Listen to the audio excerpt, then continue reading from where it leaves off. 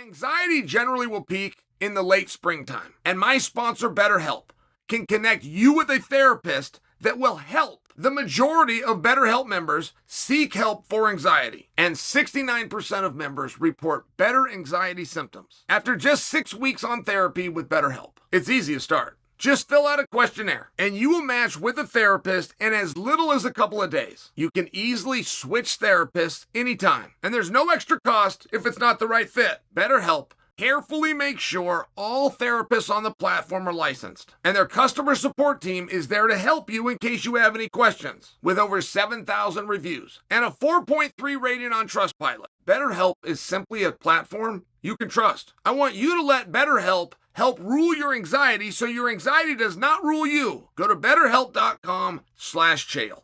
That's going to get you 10% off your first month of help. betterhelp.com/Chael. Or I made it even easier. You can just click the link below. How long do you wait for a guy? There's not a lot of answers to this, and there's not a lot of times where you could lay out case studies and look back and study it and decide who got it right and who got it wrong. Let me give you a great example. Conor McGregor has fainted as though he's going to return to MMA. Now, Conor McGregor, if he ever faints, he's coming back to MMA. And I go all the way back to when he did this to my own favorite fighter, Frankie Edgar. And I watched Frankie fall all over this like it was going to be real.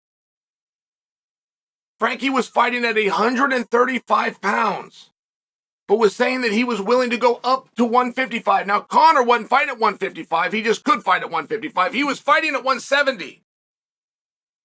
So the level of ridiculousness really knew no ends, but Frankie went for it.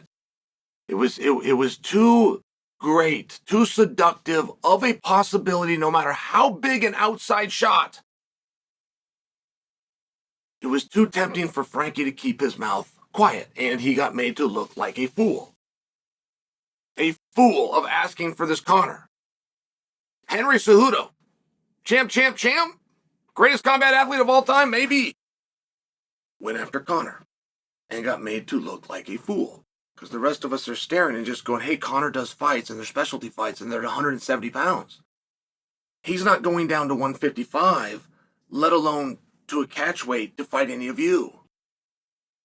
And it's awkward. And you got to live through it. And every time Conor says somebody's name, they've got to do the same thing. I mean, it doesn't matter if you're Jake Paul or Canelo. Like, you're guaranteed a response. And the industry has not band together to clearly speak on how we're going to deal with Conor, which is nothing. No one flinch. No reporters, no media, no talking heads, nobody do anything until he enters the testing pool. Once he enters the testing pool, he then needs to publicly have a promoter say that they're going to book him. At that point, let's all come out.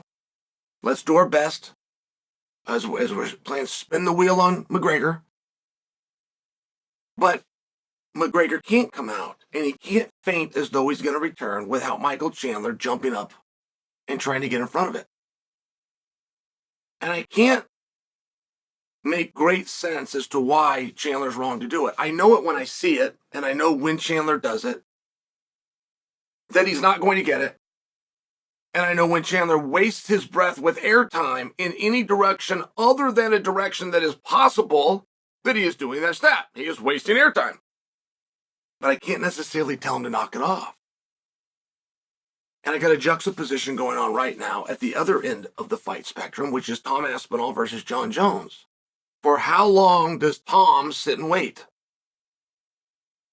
How many times do you get to tell Tom, who's a prospect, who has a shelf life of about 10 years, who is doing things that nobody else is doing, and who, by the way, has a belt that says he's the champion? How long do you tell him the only time he gets to seek gainful employment is when Jon Jones decides he's ready to let Tom go to work? And at what point does that run out? At what point do you want to be the one that steps forward? Is there another idea? I mean, not for nothing. At heavyweight, it's very hard. There's not a lot of ideas. We do not have a single heavyweight that has argued and said, these guys are taking too long, let me in. In fact, if you look at the rankings, you're going to find your best heavyweight is probably going to be Surreal. And that right there is a massive problem. So you're a little bit stuck at heavyweight, but everybody is, right? Like, even if Aspinall says, I'm ready to move on, I'm ready to move into Surreal, I guess. Can't I have Surreal and we book Jon? Can I on the way walking to the ring to fight Jon, can I do the Surreal fight right then? See where it's a little bit tougher sell, and see where the longevity that is Tom waiting on Jon. Do you see where that starts to grow? And when there's less and less manipulation that can be done to make it change. But it's not true at 155, 165, or 178, or 171, or whatever weight class McGregor fights at.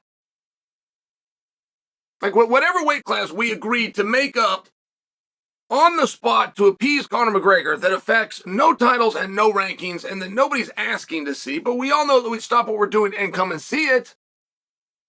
So that's where you get so many different guys. Poirier is not wrong to call him out. Max Holloway is not wrong to call him out. Khamzat Chimaev is not wrong to call him out. Like, Conor will cover the spread. There's not a weight class created that he has to fight at. There's not a training camp or a gym in the world that he's been consistent at showing at. They did a side-by-side. It was Conor and Dana.